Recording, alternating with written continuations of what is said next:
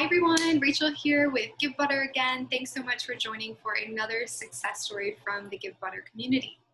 Today we are featuring a nonprofit called Faces in Between in New York City, and we are going to be highlighting an emergent COVID-19 emergency fundraiser that recently raised over $30,000 on the Givebutter platform. This program provides nutritional meals for families in need, and we have Danielle here with us, who is going to dish on how they were able to make this fundraiser so incredibly successful.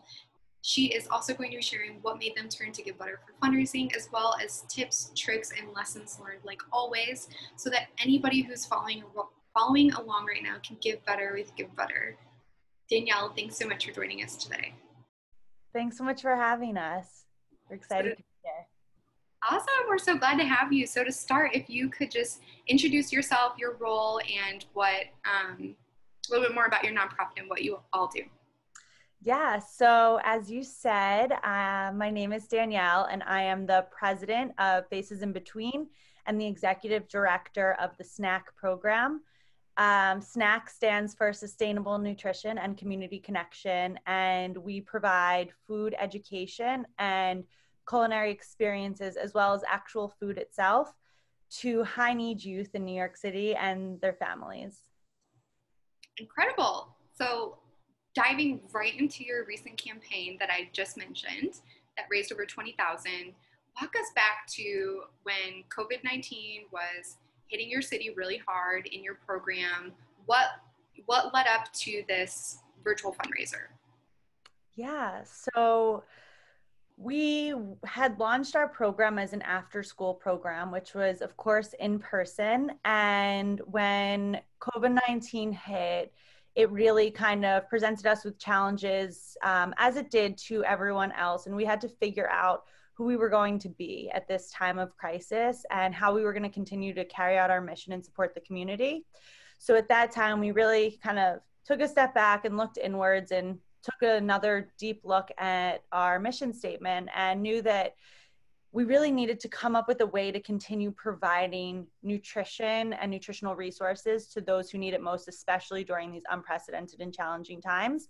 So at that point, we knew that we had to figure out a new way to connect with the community and get this food to them. So we decided to partner with a local farm, and have meals delivered directly to the doorsteps of our community members. But that comes at a cost. So we got it down to be less than $2 a meal. Daily nutritious meals for each student and every member of their household. So that's grandparents, aunts, uncles, whoever lives in that house. At least one really nutritious meal every day was provided, and sometimes more than that. Some were pre-prepared foods, others were fresh ingredients, fresh vegetables, and fruits, and other dry ingredients for them to prepare meals for themselves. So at that point, we knew that we needed to rely on the community and really leverage every person that wanted to help and create a space where people could give. When COVID-19 hit, I think that it brought out, this feeling from all of us of just wanting to be part of the bigger community, wanting to give whatever we could, whether that was $2 or $200 or more. But knowing that, especially when we were able to get these meals to be such a low cost, that every dollar would be able to count.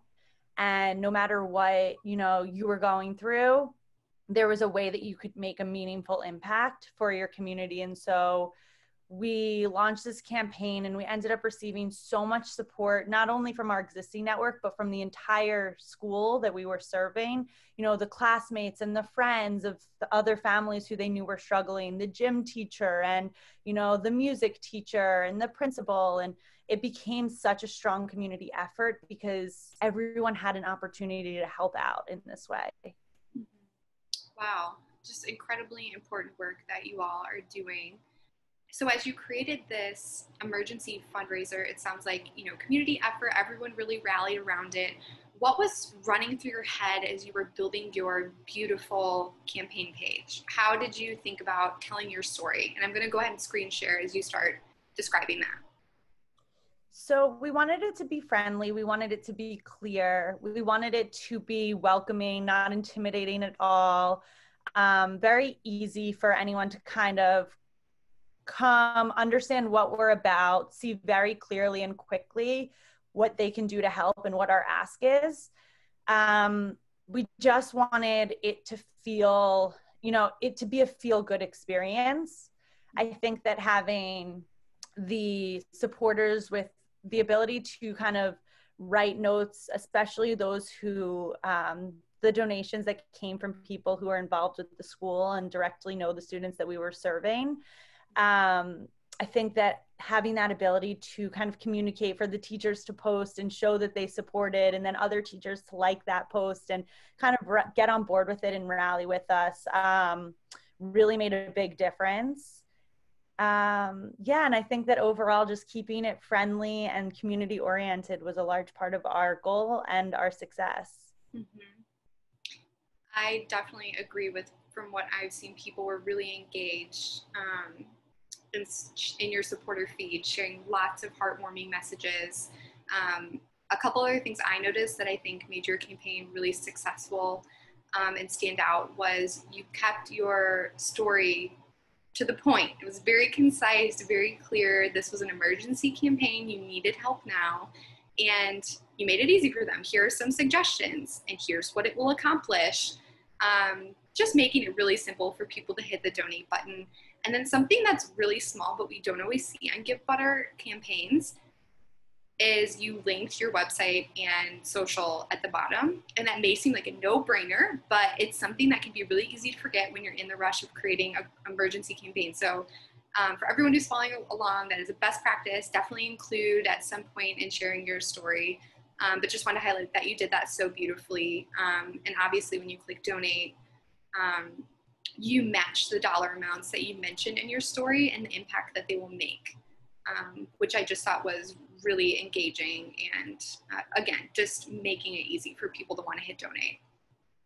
Yeah, and I think that putting it in this way was such a big part of our success, and just made it so easy for people to decide what to donate and know that whatever they donated was going to make that direct impact. And I think so often when people donate, you're kind of not really sure what's going to happen with those dollars and exactly how, where they're going to go, how they're going to be used. And this was just a very clean and clear way to show that.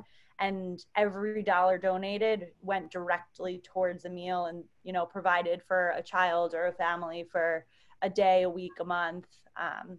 So it made a really big difference. Right. So what are other tips, tricks, or lessons learned that you have from this campaign that you could share with other fundraisers? Yeah, so from, I would say, my experience with Givebutter overall between this campaign and our other campaign that we've used, we learned a lot. In our first campaign, we used teams, and each representative, we set goals for each team member, and that was a really big part of our success for our first campaign. And I think knowing when to use that and knowing when it's appropriate is a really important tip for fundraising and for using the Givebutter platform, because I think it's what allowed our first campaign to overall just launch the SNACC program to be a success. But in a time of, emergency like this, when people in the community just want to contribute whatever they can in that moment, it's bigger than a team or those individual people. It's, it's part of the whole community. And so making that decision to not have individual teams here and to just kind of all stand together as one unit was, I would say, a tip and a success point for us, and something that it's just important to think about of how you want to outline this campaign and each campaign and the goals that you have and the feel that you want people to have when they come to this page. And why are they donating? In our first campaign, people were donating because they, were moved by each of our individual stories. But in this, it was a story that we were all experiencing together. And so, we didn't need to have defined teams there. Mm-hmm. Yeah, it was a moment for solidarity. And I love that you highlighted a really specific, tangible way you can do that is by, maybe for this campaign, we're pausing on team fundraising and we're just going to all do it with one voice, which I think is a really beautiful perspective and obviously was successful for you. Were there any other reasons why you turned to Givebutter for pulling off this fundraiser, or features that you used that were helpful? What was your overall experience like with Givebutter? I love using the Givebutter platform. In the past, we've tried other platforms and I've had the most positive experience with Givebutter. I think that the donor engagement is really awesome on Givebutter. I think that it makes it easy to communicate, even from just being able to love their comment, and being able to kind of have conversations in this way with your donors. I love how it tells the story and it's presented in such a friendly way. I think having that customizable donation amounts, like you showed before with the $14, goes towards feeding one student for a week. I think that that really brings it home. It makes it personal. It makes it something that we can all comprehend. Like, what does it mean to have, what does $14 mean? It's very abstract. Or any donation that we make, we're not really sure what that amount means ever, but having the ability to customize our campaign and our donation level so that people can really make sense of their donation and feel like they have a better understanding once they leave the page of they see our story, they see our ask, and then they're directly able to click that button and complete that ask. I think is a really special and unique part of Givebutter as well. Mm-hmm. Well, what would be, to close, what would be your word of encouragement to other fundraisers that are using Givebutter right now, that are in the middle of their campaigns? What would be your word of advice or encouragement to them? I would say play around with all the features, play around with the colors and play around with all the experiences that you can use, because Givebutter has so much to offer in terms of, the live events that you can do and different types of engagement that you can have with the community and with the donors and with your team. And I think that it's really important that as you launch each campaign, you think about what you need and how to really connect with the people that you're trying to connect with, and really explore everything that Givebutter has to offer and figure out what the best path for your specific goal is. Mm-hmm.